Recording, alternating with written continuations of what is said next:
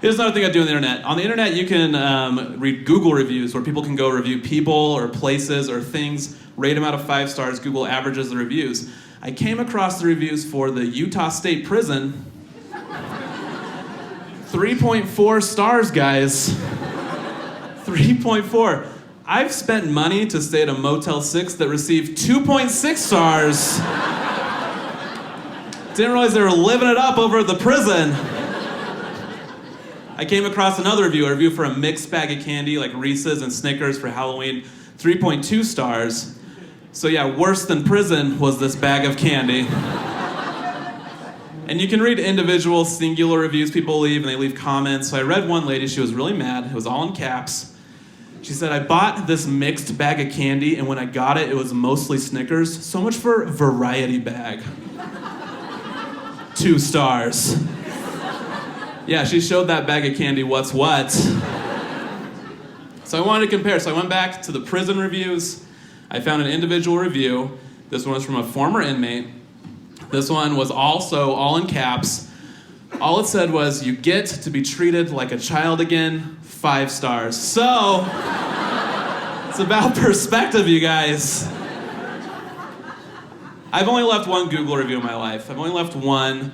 And it was for this improv troupe in Utah County, actually. And I did not see them perform, but they were just kind of mean to me and my friends once.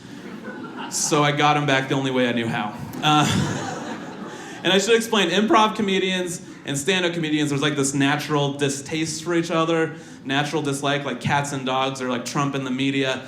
Just this natural.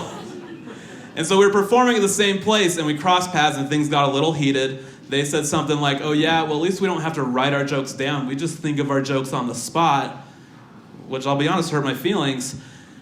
And so later on we were like, oh yeah, well anybody can think of garbage on the spot. But it was like a lot later, they were gone, we don't do improv.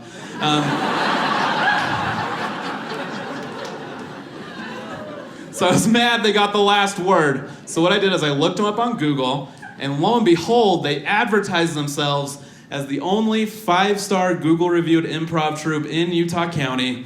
It just rolls off the tongue. And it was in that moment I knew I could leave a Google review that would make a difference. I could take them from the highest highs of 5.0 star Google reviews to the lowest lows of 4.9 star Google reviews. And so I left a review. I said I did not see them perform, but frankly, they are quite rude. 0 stars. And when this happened, their teacher, their leader, their grand wizard messaged me. Oh, sorry, I always get the KKK and improv troupes confused.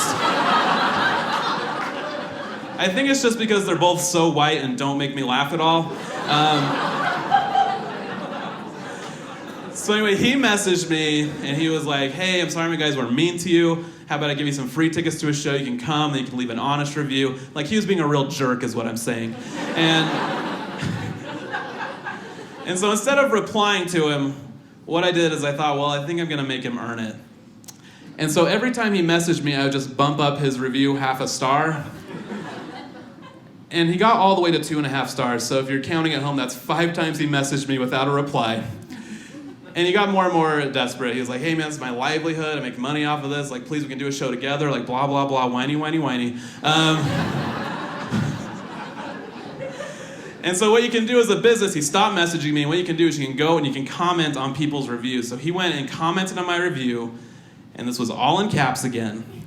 He said, please disregard this review. Jordan is a stand-up comedian, and he left this review as a joke. Please do not listen to this review. So what you do, you guys, when somebody publicly discredits your review, is you go in and change that review to a 5-star review.